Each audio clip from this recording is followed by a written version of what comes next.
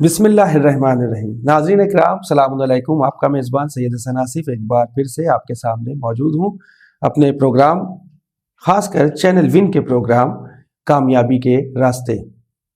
इस प्रोग्राम में हम ख़ासकर बात करेंगे 12th बोर्ड एग्ज़ाम्स के बारे में, जो कि इस वक्त जिस तरीके से देखा जाए कि जो एजुकेशन है ये हमारा सरमाया है, और अगर हमने एजुकेशन नहीं हासिल की तो हम गुमनामी के रास्तों में खोकर रह जाएंगे।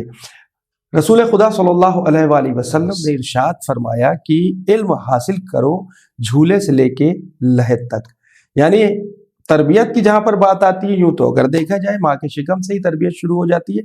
अगर वालिदा तरबियत याफ्ता है तो उसका बच्चा भी 9 महीने तक तरबियत हासिल करता रहेगा। लेकिन दुनिया में आने के बाद हमें इस तरीके से ज़िंदगी को जीना है कि हमें कामयाबी की तरफ बढ़ना है कलम के ज़रिए।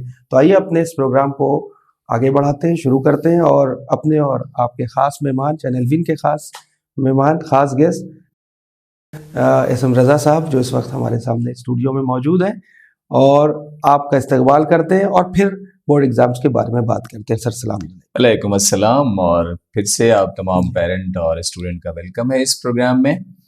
और पिछले प्रोग्राम में आसिफ साहब ने इल्म के सिलसिले में भी बात की, और आज भी एक तमहीदी गुफ्तगू आपके सामने इल्म के सिलसिले से रखी है। तो ध्यान रखें, इल्म ही वो चीज़ है जो बांटने से और ज़्यादा बढ़ती है। बिल्कुल। तो ये दीगर चीज़ों से बहुत अलग है। बिल्कुल बिल्कुल। जितना आप बांटेंगे चीज़ें उतनी ही बढ़ेंगी। और एक चीज़ और यहाँ मैं कहना चाहता हूँ बांटने के सिलसिले से, अगर आप किसी को इल्म दे रहे होते हैं तो आपका समाज बेहतर हो रहा होता है।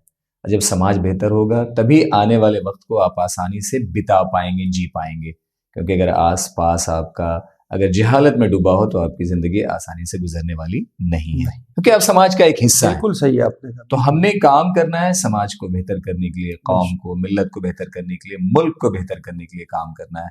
और एजुकेशन है, बांटते रहिए, जितना बांटेंगे उतनी बढ़ेगी। बेशक, बहुत अच्छी बात कही कि हिंदुस्तान में हम रहते हैं, हिंदुस्तान का एक एक बच्चा जी किसी भी कौम से ताल्लुक रखता हो, किसी भी मसलक से ताल्लुक रखता हो, वो अगर स्टडी प्लान के तहत चलता है और उसने एजुकेशन हासिल की है तो अपने तिरंगे को बुलंद करता है, अपने देश की को बुलंद करता है। और हम हिंदुस्तान में रहते हैं। ये प्रोग्राम हमारा खासकर ह्यूमैनिटी के लिए, सबके लिए। इसमें अगर हम बात करें कैसे, अगर बोर्ड एग्जाम्स की बात आ गई है, कैसे एक रियलिस्टिक स्टडी प्लान करें जो बोर्ड एग्जाम्स और कॉम्पिटिटिव एग्जाम्स दोनों को कवर कर सके।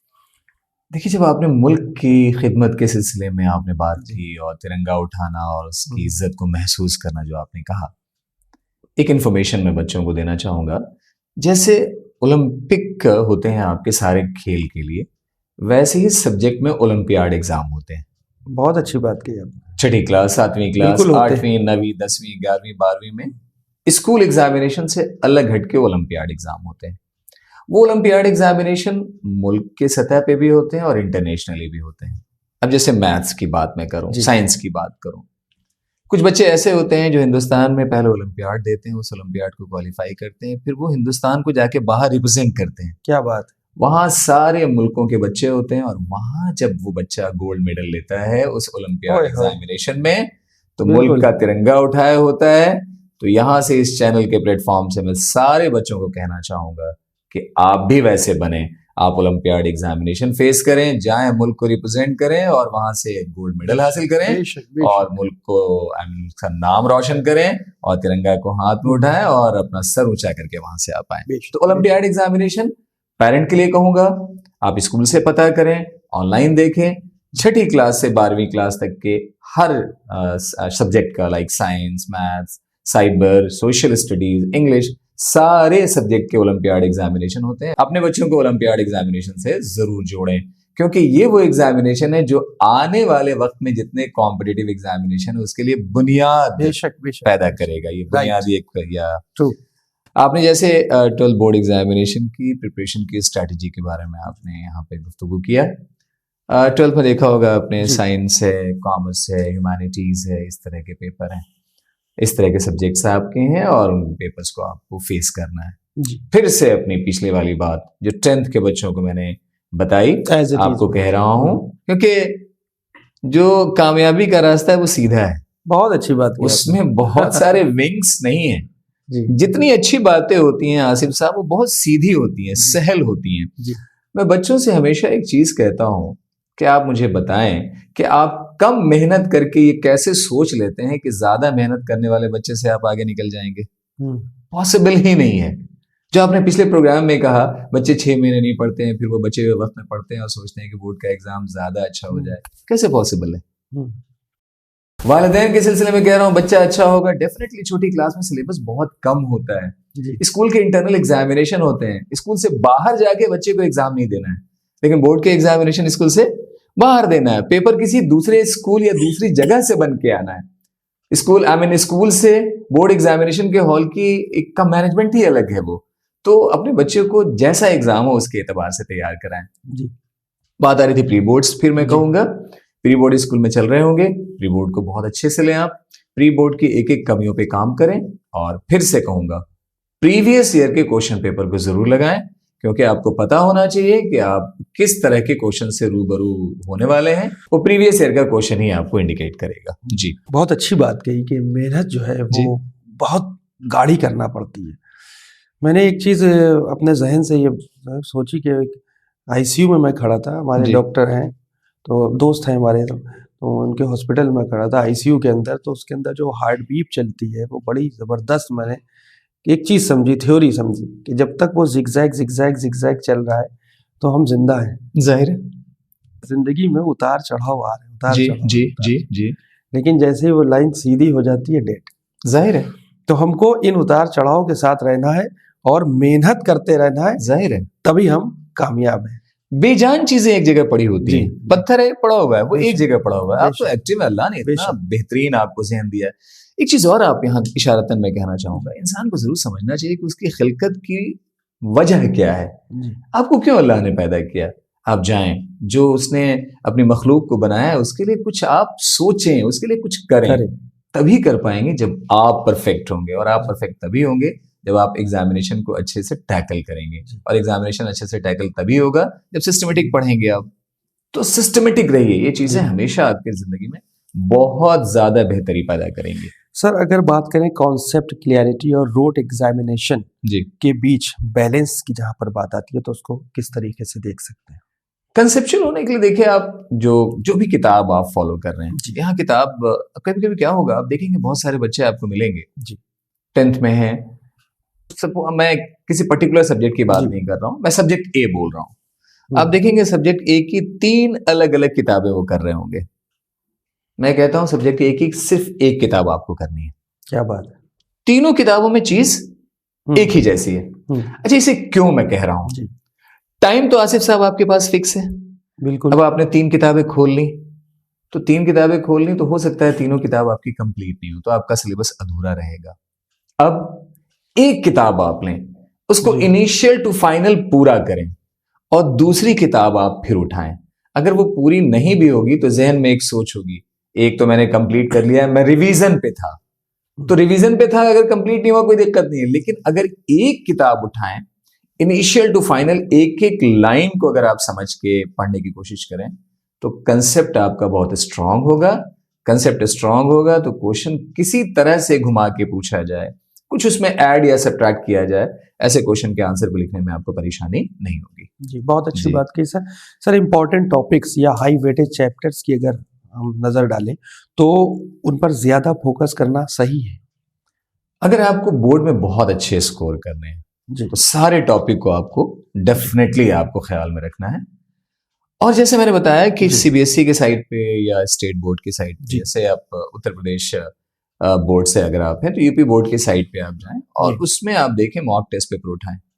आज की डेट में हर बोर्ड ने पेपर में मार्किंग स्कीम क्या होगा उसका जिक्र किया हुआ है, ठीक है, कि किस चैप्टर से कितने क्वेश्चन आएंगे।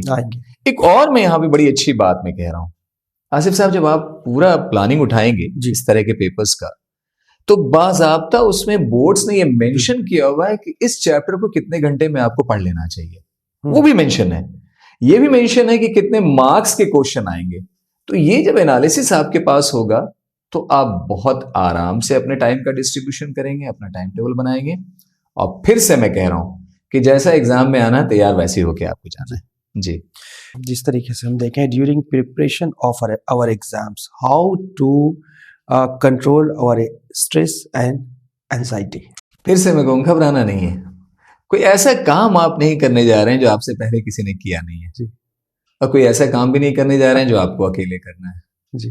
तो बहुत सारे बच्चे आपके साथ होंगे और हमेशा ये ध्यान रखें कि वक्त से अगर आप किसको जल्दीबाजी करनी होती है, ट्रेन आपकी 3:30 पे है, घर से पहुंचने का अगर वक्फा 30 मिनट का है और ठीक 30 मिनट पे ही निकले आप, तो आप कहीं ना कहीं अगर रोड पे फंसे तो वहां आपको जल्दी करनी पड़ेगी, दौड़ लगानी पड़ेगी। लेकिन अगर मेरे पास एनालिसिस हो कि आधे घंटे का सफर है, मैं 15 मिनट पहले अगर चलूं तो क्या दिक्कत है, कहीं भी अगर कोई परेशानी आए तो हमारे पास टाइम होगा और उस टाइम को मैनेज करके मैं वहां आफियत से पहुंच सकता हूं। तो अगर पहले से आप टाइम टेबल मेंटेन करें, एनालिसिस करें, अपनी प्लानिंग पहले से अगर आप बना के चलें और उसको एग्जीक्यूट करें तो आप बहुत अच्छे से तैयार होंगे। और जब बहुत अच्छे से तैयार होंगे तो स्ट्रेस नाम की, एंजाइटी नाम की कोई चीज आपके अंदर होगी ही नहीं। जी, बहुत अच्छी बात। एकदम इन चीजों से बाहर निकलना है। और जिंदगी में एक चीज जो आप करते हैं, कभी भी जिंदगी में कोई बच्चा ऐसा काम करता ही नहीं है जिससे उसको नुकसान हो। जी। तो एंजाइटी और स्ट्रेस से आपको नुकसान होगा, तो अपने अंदर एंजाइटी और स्ट्रेस आने ही मत दीजिए। अभी वक्त है, लगता है कहीं कमी है तो कमी को दूर करें, इंशाल्लाह चीजें एकदम बेहतर जाएंगी आपकी। सर, जो अगर बात की जाए थ्योरी बेस्ड जो खासकर सब्जेक्ट होते हैं, चाहे वो हिस्ट्री हो या इकोनॉमिक्स हो या और दूसरे कोई सब्जेक्ट हो, तो उनको याद करने के लिए क्या टेक्निक होती है? कुछ क्या स्पेशल टेक्निक आती है क्या इसकी? देखिए, अगर उस टॉपिक को आप पढ़ लेंगे, टॉपिक का क्रंच क्या है वो आपको पता चल जाएगा। बेसिकली याद क्या करना है, अगर आप सोशल स्टडीज की बात कर रहे हैं, ज्यादातर बच्चे उसी में याद करते हैं, तो याद क्या करना है, डेट्स आपको याद करनी पड़ेगी, पर्टिकुलर किंग का नाम याद करना पड़ेगा, कौन सा वार हुआ था उस वार का नाम आपको याद करना पड़ेगा, किस सन में हुआ वो और किस जगह पे हुआ। ये छोटी छोटी चीजें हैं। बाकी अगर टॉपिक को आपने ठीक से समझ लिया है तो इलेबोरेट करके लिखने में कोई परेशानी नहीं आएगी। अब यहाँ पे दो बातें और मैं रखना चाहूंगा आसिफ साहब। देखें, आज से 10-15 साल पहले और आज के जमाने में बहुत डिफरेंस है, बहुत सारी सहूलियात हैं। हर बोर्ड ने, यहां मैं बहुत पेरेंट्स के लिए खास तौर से मैं एक गुजारिश करूंगा, हर बोर्ड ने अपने साइट पे अपने टॉपर्स की आंसर शीट डाउनलोड करके डाल रखी है। पेरेंट्स से कहूंगा उस आंसर शीट को आप डाउनलोड करें और अपने बच्चे को दिखाएं कि 2024 के CBSE topper, ICSE topper, UP board के टॉपर ने देखें सोशल स्टडीज के आंसर्स को कैसे प्रेजेंट किया है। उस प्रेजेंटेशन को आप ध्यान में रखें और उसी तरह की चीजें अपने अंदर आप डेवलप करें, बहुत अच्छा आप स्कोर करेंगे। और कभी भी, जैसे मान लिया 6 मार्क्स का क्वेश्चन आया और आपको कहा गया है कि 10 लाइन में या 150 वर्ड्स में या 200 वर्ड्स में लिखना है, तो बच्चा शुरू की लाइन, तीसरी या चौथी लाइन में फिर वो रिपीट कर रहा होता है। कभी भी ऐसी चालाकी मत करें, क्योंकि जो एग्जामिनर है वो सब्जेक्ट को जानता है और उसे ये भी पता है कि बच्चे कहाँ गलती करते हैं। तो गलती एग्जामिनर को पकड़ने में कोई देर नहीं होती है। जैसे मान लिया कि बच्चा है, कोई न्यूमेरिकल या कोई क्वेश्चन मैथ्स का सॉल्व कर रहा है और 20 स्टेप का है और वो कहीं गलत आंसर पे पहुंच रहा है और वो मुझसे कहता है कि सर आप बताएं कि मैंने कहाँ गलती की है। तो मुझे पता है कि वो किस स्टेप पे करेगा, तो मेरी निगाह उसी स्टेप पे जाती है और मैं फौरन बोलता हूँ कि देखो तुमने यहाँ पे मिस्टेक किया है। तो टीचर जो आपका एग्जामिनर है वो बहुत सालों से उस सब्जेक्ट को पढ़ा रहा है, उसे उस सब्जेक्ट की एक एक चीज पता है। तो प्रेजेंटेशन एकदम सिस्टमेटिक करें, इंशाल्लाह प्रेजेंटेशन आप अच्छी रखेंगे तो मार्क्स बहुत अच्छे आएंगे। बहुत अच्छी बात। एक बात और मैं यहाँ पे ऐड करना चाहूंगा खास तौर से, देखिए अगर आपके जिस्म में कपड़ा हो और कपड़ा प्रॉपर प्रेस नहीं हो तो आपकी लुक कैसा आएगा, बहुत अजीब सा होगा। कपड़ा अच्छा हो लेकिन अगर सिस्टमेटिक ढंग से नहीं हो, प्रेस नहीं हो, गंदा हो या उससे अगर किसी तरह की बू आ रही होगी तो फिर वो चीज अच्छी दूसरों को देखने में नहीं लगेगी या वहां आपके लिए पर्सनालिटी में कहीं ना कहीं नेगेटिव मार्किंग वो क्रिएट करेगा। आप जानते जरूर हैं, लेकिन अगर आपने ठीक से कॉपी को लिखा नहीं, आंसर को लिखा नहीं, कॉपी की प्रेजेंटेशन आपकी प्रॉपर नहीं है, बार बार आपने कट किया हुआ है, ओवरलैपिंग किया हुआ है, तो ये चीज ध्यान रखें, टीचर जो एग्जामिनर है उसके जहन पे अच्छा इंपैक्ट नहीं डालेगा। और जब वो अच्छा इंपैक्ट नहीं डालेगा तो जहां उसको 6 नंबर देने होंगे वो 6 में 5 नंबर देगा। लेकिन अगर बहुत नीट एंड क्लीन आपने कॉपी लिखी है तो जहां आपको 6 नंबर मिलने हैं, एग्जामिनर आपको 6 ही मार्क्स देगा। प्रेजेंटेशन बहुत इंपॉर्टेंट है यहाँ पे। जी सर, जो न्यूमेरिकल बेस्ड सब्जेक्ट क्वेश्चंस होते हैं होते हैं, जी, खासकर जी, जो जी। उसमें जो फिजिक्स हो गई, मैथ्स हो गई, तो जी। इनको हम किस तरीके से समझें? न्यूमेरिकल बेस्ड जितने भी क्वेश्चन होते हैं, किसी भी क्वेश्चन को आपने देखा तो वो क्वेश्चन किसी फॉर्मूले पे बेस्ड होगा, चाहे मैथ्स का ले लें, फिजिक्स का ले लें, केमिस्ट्री का ले लें, या अगर बाय द वे स्टैटिस्टिक्स आपके न्यूमेरिकल, अब इन इकोनॉमिक्स में अगर कोई न्यूमेरिकल स्टैटिस्टिक्स का आ रहा है तो फॉर्मूला बेस्ड आता है। तो फॉर्मूला आप पहले लिखें, लिखने के बाद जो वैल्यूज दी हुई हैं उसको प्रॉपर पढ़ें, कहीं ऐसा ना हो कि 2.3 को आप 23 पढ़ जाएं, तो जल्दीबाजी बहुत में अच्छी नहीं, बात हाँ जल्दीबाजी भी आपको नहीं करनी है। न्यूमेरिकल वैल्यू को ठीक से पढ़ें, लिखने के बाद सारी वैल्यूज को वहां पुट डाउन करें, कैलकुलेशन को प्रॉपर संभल संभल के आप करें, टाइम आपके पास है, जल्दीबाजी मत करें। ऐसा ना हो कि आप एक बार करें फिर कट करें, फिर एक बार करें फिर कट करें। इससे अच्छा तो ये है कि हम संभल के करें ताकि हमको कट करने की जरूरत ही नहीं पड़े। कटिंग मत किया कीजिए, ध्यान रखिएगा। अगर कॉपी आपकी देखने में गंदी लगेगी तो फिर मैं कह रहा हूं जहां 5 नंबर मिलने चाहिए वहां 4.5 नंबर मिलेंगे। जी जी, बहुत अच्छी बात, बहुत अजीब सी एक साइकोलॉजी हाँ, देखने वाले बिल्कुल की सही, डेवलप हो बिल्कुल जाती सही। है। तो अच्छे से कैलकुलेशन करें, स्टेप बाय स्टेप एक एक चीजों को देखें। और एक बात जो मैंने 10th के बच्चों को नहीं बताया, आप 12th के बच्चों के साथ उनको बताना चाहता हूं कि जब भी आप पेपर दें, अगर 3 घंटे का पेपर है, कोशिश करें कि पेपर 2.5 घंटे में कंप्लीट हो जाए। और उसके बाद आधे घंटे जो आपने लिखा है, खासतौर से जो न्यूमेरिकल बेस्ड क्वेश्चन है, मैथ्स में जो क्वेश्चन है, उनको एक बार रिवाइज करें। क्योंकि कभी कभी ऐसा होता है कि पहली बार में ऐसी गलती हम करके निकल जाते हैं जिसका हमको अंदाजा नहीं होता है, जब हम दूसरी बार उसको देखते हैं तो गलती पकड़ में आती है। बिल्कुल सही। तो अगर वो आपके पास वक्त होगा तो आप आराम से उस गलती को देख पाएंगे और टाइम रहते उस गलती को दूर कर लेंगे। सर एक जहन में और सवाल है कि जो फॉर्मूलाज हैं या की पॉइंट्स हैं उनको याद रखने की क्या ट्रिक्स होती है, खासकर हमारे बच्चों को? बार बार उसको लिखें, फॉर्मूले बार बार लिखें और फॉर्मूले की एक चार्ट बना लें और कहीं जहां आपका स्टडी रूम है उसमें उसको चिपका लें और एक आदत बना लें कि दिन में एक बार उस पर निगाह जरूर ले जानी है। मैं अपनी आपको बात बताऊं, हम लोग पढ़ा करते थे तो केमिस्ट्री में सॉल्ट के और रिएजेंट के नाम जी, याद जी, करने जी, थे। मैं अपनी बात आप तमाम बच्चों को मैं बताना चाह रहा हूँ। तो जब सॉल्ट और रिएजेंट की लिस्ट देखेंगे तो तकरीबन 150 की वो लिस्ट थी।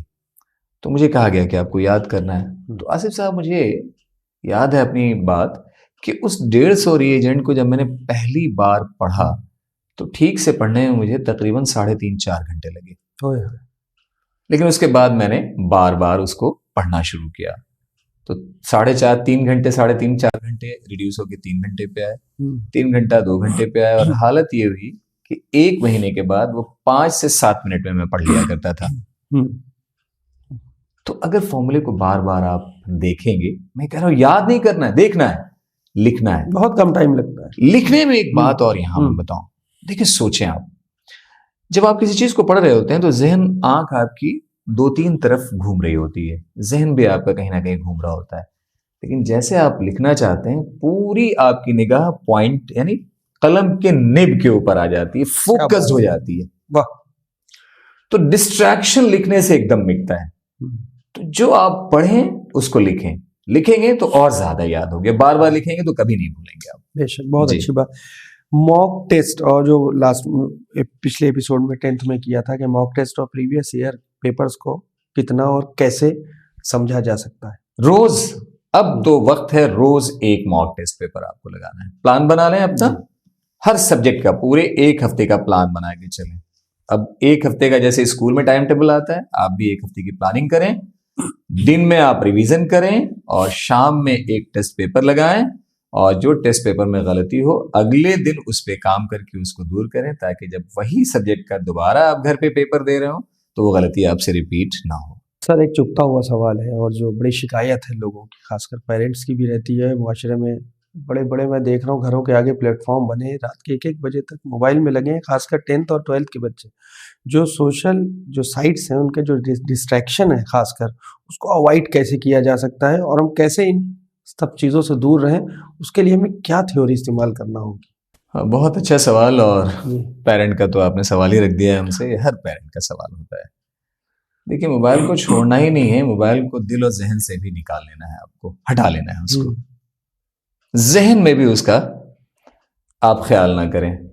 मैं एक आपको एग्जाम्पल से इस चीज को मैं बताना चाहता हूं।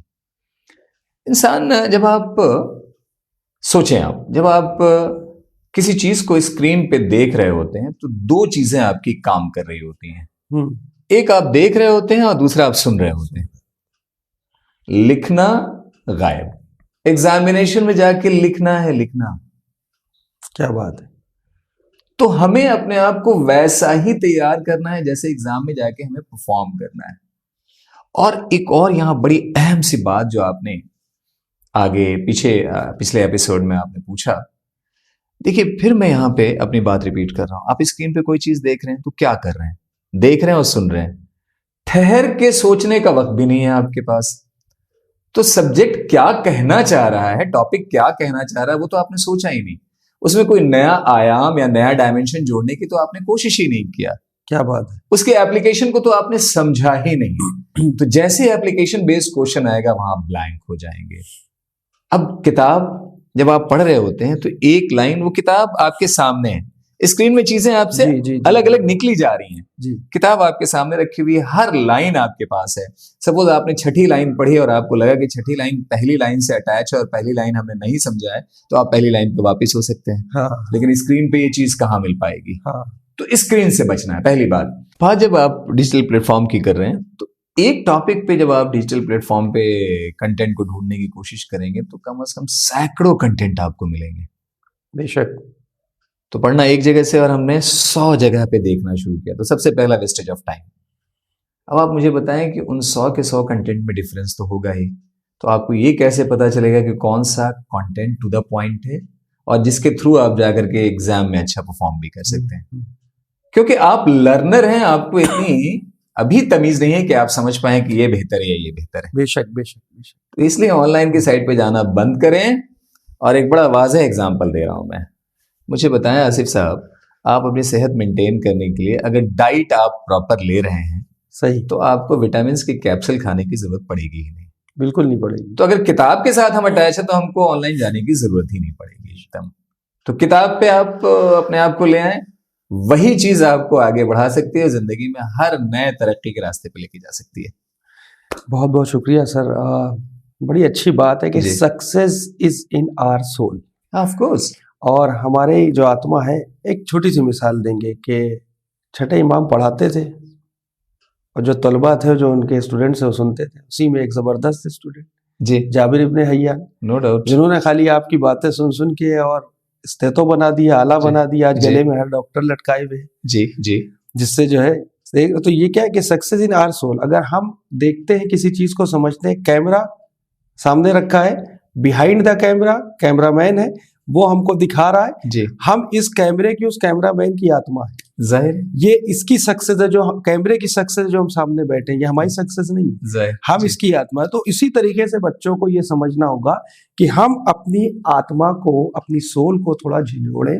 ये देखें कि हमारे वालिदैन ने हमें कितनी मुश्किलों से पाला है, पोसा है, इतना बड़ा, आज लाखों रुपया स्टडी में खर्च हो रहा है। जी, जाहिर है। आज इंग्लिश मीडियम स्कूल में जिस तरीके से जो फी चल रही है, माशाल्लाह, वो तो सभी जानते हैं।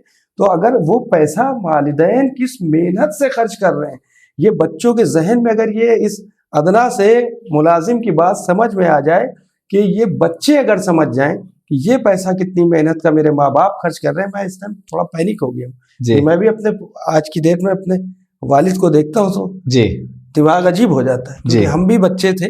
आज जब मैं उनको देखता हूँ, उनके अंदर वो खुव्वत नहीं है, तो उन्होंने भी मेहनत करके पाला। तो बच्चों से बस एक बात कहूंगा कि खुदा के वास्ते अपनी पढ़ाई पर जोर दें, ध्यान दें, मोबाइल से और सोशल मीडिया से दूर रहें। अगर रहना है सोशल मीडिया से अटैच, मोबाइल से, तो अच्छी चीजों को देखें। पढ़ाई के जो आजकल जगह चैट जीपीटी वगैरह, उस पर आप चीजों को पढ़ें, समझें और देखिए कामयाबी के रास्ते की तरफ बढ़े। जी, इंटरनेट का यूज खराब नहीं है, बट उसका गलत यूज खराब है। बेशक बेशक, बिल्कुल सही, बिल्कुल। किताब से आप अलग नहीं हो। और बड़ी सबक आमोज बातें आपने वालिदैन के सिलसिले में कही हैं। बच्चों से मैं इशारतन कहना चाहता हूँ, आप ये बताएं कि कोई सामान जो जिस्म पे आपको यूज करना है, जब उसमें अच्छे बुरे की आपको तमीज है, तो जिंदगी जिस चीज से बननी है उसमें अच्छे बुरे की तमीज आपको क्यों नहीं होती है? बेशक। शू कौन सा लेना है इसका आपको हिस्सा है, लेकिन जिंदगी में कामयाबी कैसे मिलेगी इसका अगर आपको हिस्स ना हो तो आपको सोचना चाहिए। तो सोचें। और अल्लाह ने आपको बड़ी बेशकीमती जिंदगी दिया है, इसलिए कि जब इंसान पैदा होता है तो उस वक्त उसकी शनाख्त दूसरों से होती है, लेकिन आपको हयात इसलिए दिया जाता है या अल्लाह इसलिए हयात देता है कि जब आप मरें तो अपनी पहचान छोड़ के जाएं। ये तभी होगा जब आप मेहनत करेंगे, वक्त का खास तौर से ख्याल रखेंगे, उसकी अहमियत का आपको अंदाजा हो, और जो रिसोर्सेज आपको मिल रहे हैं उसको मिस यूज ना करें, उसको यूज करें। और जिंदगी बननी या बिगड़नी आपकी है, होना बुरा या अच्छा आपका है, बनना अच्छा या खराब आपका है। आगे चल के आप ही को अपनी जिंदगी एंजॉय करनी है, तो कुछ बने और ऐसा बने कि अपनी जिंदगी तो अच्छे से गुजार ही सके, खिदमत खल्क भी कर सकें। बहुत बहुत शुक्रिया डॉक्टर साहब, इंशाल्लाह फिर मुलाकात होती है। तो नाज़रीन इजाज़त दे और अपना फीडबैक हर बार की तरह इस बार भी हमें islam@gmail.com पर ज़रूर सेंड करें। देखते रहें चैनल विन। शुक्रिया, खुदा हाफिज़।